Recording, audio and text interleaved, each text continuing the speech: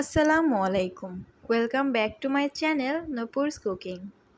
আজকে শেয়ার করছি দুর্দান্ত স্বাদের পুঁইশাক ভাজা, যা কিনা একদমই ইউনিকভাবে ট্রাই করেছি। তো এখানে আমি পুঁইশাক নিয়েছি, আর এবার সামান্য একটু লবণ দিয়ে ভাপিয়ে নেব। আর এখানে আমি খুবই কম পরিমাণেই পাতা নিয়েছি পুঁইশাকের, আপনারা চাইলে ডাঁটাটাও নিতে পারেন। তো এবার ভাপানো হয়ে গেলে একটি কড়াই বসিয়ে দিচ্ছি আর দিয়ে দিচ্ছি পরিমাণ মতো তেল।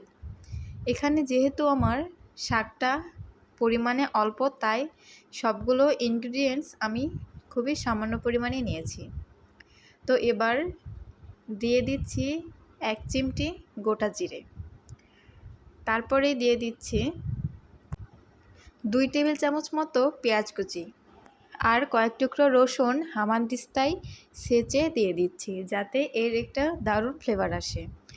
তো এবার দিয়ে দিচ্ছি প্রায় 5-6টা মতো কাঁচামরিচ ফালি।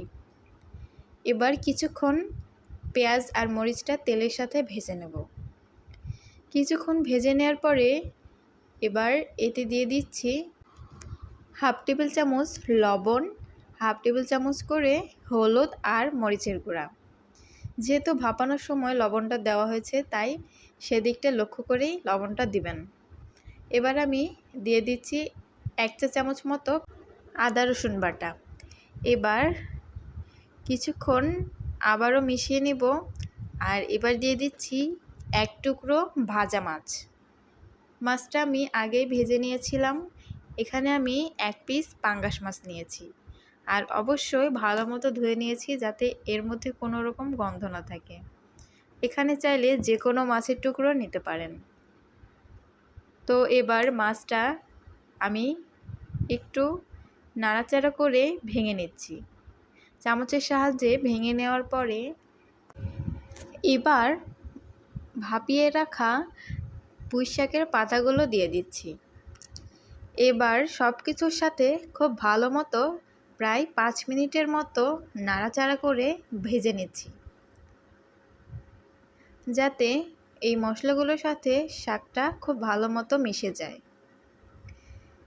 একটু ধৈর্য ধরে সময় নিয়ে কিছুক্ষণ ভাজলেই দেখবেন ভেতরে ফ্লেভারটা একদমই মিশে যাবে। এবার মাছের যে মাঝখানের কাঁটাটি থাকে সেটা আমি উঠিয়ে ফেলে দিচ্ছি। তো আবারও কিছুক্ষণ নাড়াচাড়া করে ভালো মতো ভেজে নিয়েছি। আর দেখুন কালারটা কতটা সুন্দর লাগছে, আর খেতেও তেমনই টেস্টি হয়েছে। গরম ভাতের সাথে পরিবেশন করলেই নিমিষেই প্লেট খালি হয়ে যাবে। তো আজকের রেসিপিটি যদি ভালো লেগে থাকে অবশ্যই চ্যানেলটি সাবস্ক্রাইব করবেন। এতক্ষণ ভিডিওটি দেখার জন্য ধন্যবাদ।